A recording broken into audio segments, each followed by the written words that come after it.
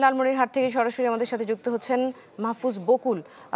বকুল, এই আসামি ছিনতাইয়ের ঘটনা, তারপর আবার থানায় হামলা ভাঙচুর, সব মিলিয়ে এখন আসলে কি অবস্থা? থমথমে অবস্থা বিরাজ করছে, আমরা কিছুক্ষণ আগেই সংবাদের মাধ্যমে জেনেছি। এখন কি অবস্থা?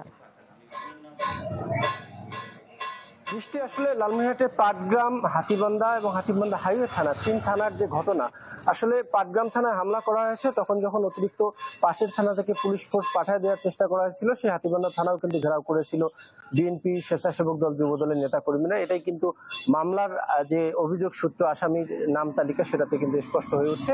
এবং একটু আগে কিন্তু হাতীবান্ধা থানার সেই দায়েরকৃত মামলায় স্বেচ্ছাসেবক দলের আহ্বায়ক নুরুন নবী কাজল, তাকে কিন্তু হাতীবান্ধা থানা পুলিশ গ্রেফতার করেছে। এই ঘটনায় 2টি মামলা হয়েছে। পাটগ্রামে মামলা হয়েছে ভাঙচুর ছিনতাই, আসামি ছিনতাইয়ের ঘটনায় একটি মামলা হয়েছে, এবং হাতীবান্ধা থানায় সরকারি কাজে বাধা প্রদানের একটা মামলা হয়েছে। সেই মামলায় কিন্তু 2 জন গ্রেফতার হয়েছে।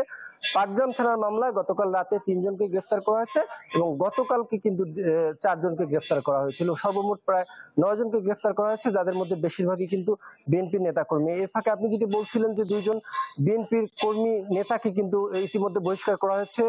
পাটগ্রাম উপজেলা বিএনপির সদস্য তাকে কিন্তু বহিষ্কার করা হয়েছে গতকালকে রাত্রে একটি সংবাদ বিজ্ঞপ্তিতে, এবং মাহমুদ হোসেন যুবদলের যুগ্ম আহ্বায়ক, তাকেও কিন্তু কেন্দ্রীয় যুবদল গতকালকে বহিষ্কার করেছে, এবং যুবদল সেই বহিষ্কার করতে বলেছে যে পুলিশকে আহ্বান জানিয়েছে আইনানুগ ব্যবস্থা নেবার। এখনো কিন্তু পরিস্থিতি থমথমে।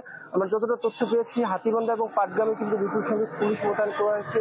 এপিবিএন, আর্ম ফোর্স, তারা কিন্তু কাজ করছে। গোয়েন্দা বাহিনী যারা রয়েছে, ডিবি, এবং পাশাপাশি র্যাবের বিশেষ ফোর্সও কিন্তু কাজ করছে। তারা কিন্তু এই অভিযানে পুলিশকে সহযোগিতা করছে। আমরা যেটুকু তথ্য পেয়েছি, হাতীবান্ধা এবং পাটগ্রামে রাতভর অভিযান চলছে। অনেকটা পুলিশশূন্য হয়ে পড়েছে এই উপজেলা দুইটি, এবং দলীয় নেতাকর্মীদের কিন্তু পাওয়া যাচ্ছে না। যদিও বা দল থেকে গতকালকে একটি সংবাদ সম্মেলন দাবি করা হয়েছে যে এসব ঘটনা আসলে বিএনপির কেউ জড়িত না, এবং যে জড়িত থাক তাদের কোনো দলীয় পরিচয় ব্যতি রেখে তাদের যেন আইনানুগ ব্যবস্থা নেওয়া হয়। দৃষ্টি এই ছিল লালমনিরহাট থেকে আমার কাছে সবশেষ তথ্য। জি বকুল, ধন্যবাদ আপনাকে আমাদের সাথে যুক্ত হওয়ার জন্য।